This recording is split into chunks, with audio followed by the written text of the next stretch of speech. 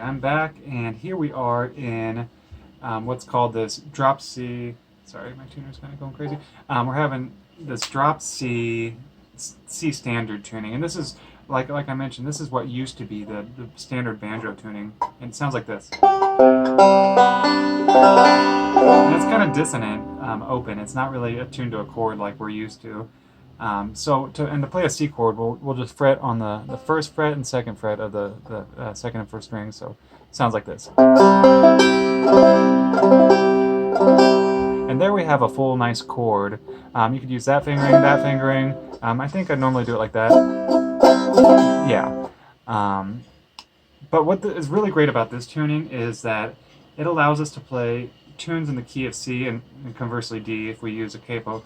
Tunes in the key of C really easily, and it also allows us a little bit of we can play with this first fret note, and we have an open string here available to us too, so we can hammer on,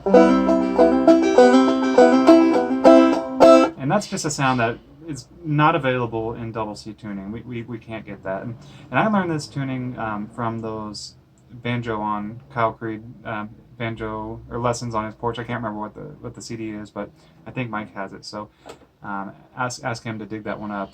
But it's the banjo lessons with Kyle Creed, and it's where the two dudes are on the porch, and it's kind of informal home recordings, but there's a lot to be learned there. And he uses this a lot for tunes like Mississippi Sawyer. I think that's the example. You have a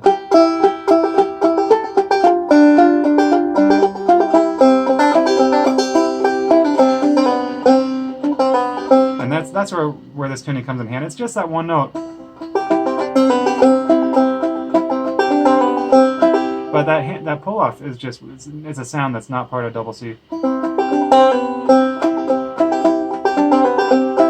And then the second part would be like.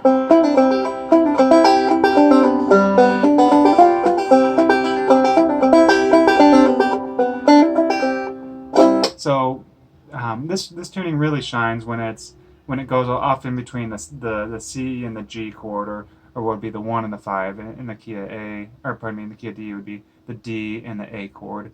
And tunes like Mississippi Sawyer, great. And another one that's really great is Forked Deer, which I love playing in this tuning. And this would be my version. And watch for all the techniques that I sent you in the last video. They're all pretty much here. So it starts off with a nice strong Gaelic lick.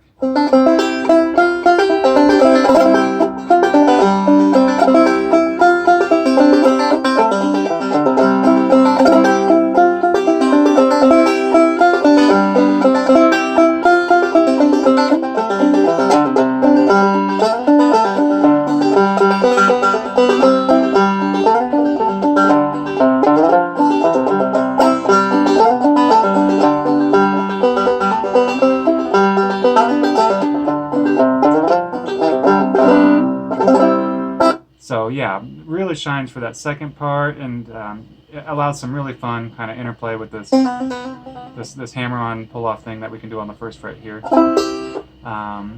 Another one, so other tunes that are great. There's a version, Bruce Molsky does a clawhammer Fortune on one of his records. I forget what it is, but or which record it is, but check out, I know you guys have those CDs there. Check out Bruce's version of Fortune, because it's in this tuning, and he does a ton of this, like first fret open thing that's happening here. So let me try and see if I can remember how he plays it.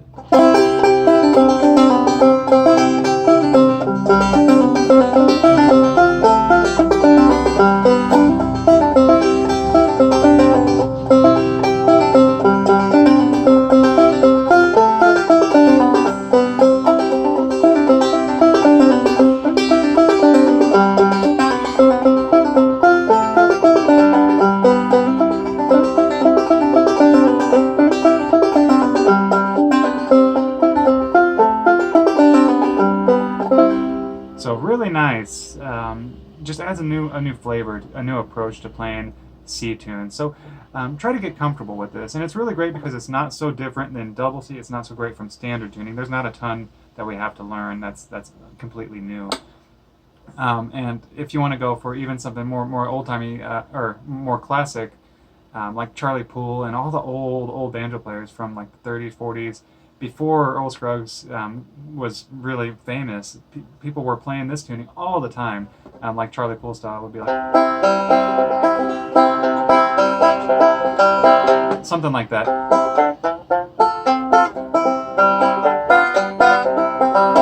So really kind of a honky-tonky old-timey sound that just isn't bluegrass. If you want to experiment with fingerstyle, have fun. But I know you're more interested in the clawhammer stuff. Yeah. What's another tune?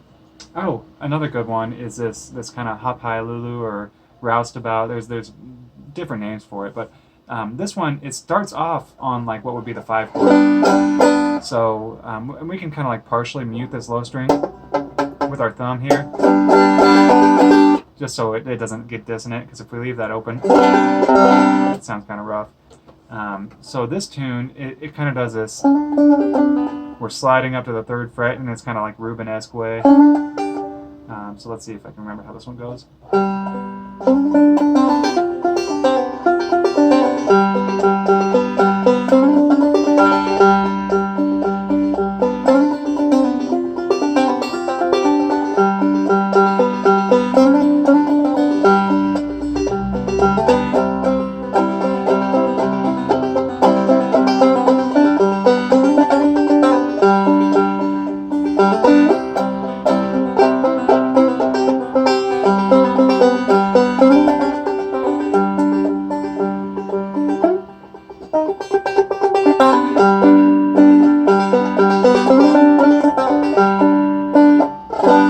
So a lot of muting was happening there with this note here, just to keep that out of the mix, because as you could hear, the majority of that song is actually with the G, with the open G chord, but in the second part it drops down to that C. And what I'm doing there is holding the C chord and just kind of bouncing off of this note.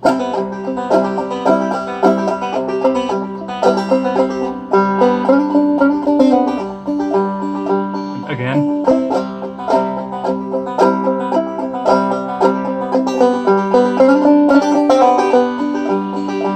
And there, I'm not actually fretting this note, I'm just muting it. You can't hear it. Yeah, and that's it. And there's more. One final example I'll give you would be like Arkansas Traveler.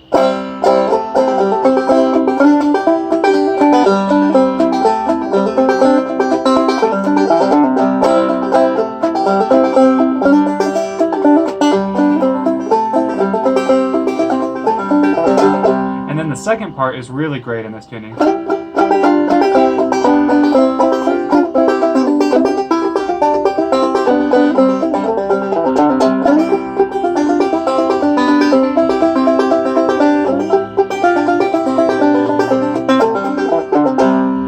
And you can do the more notey kind of fiddly version.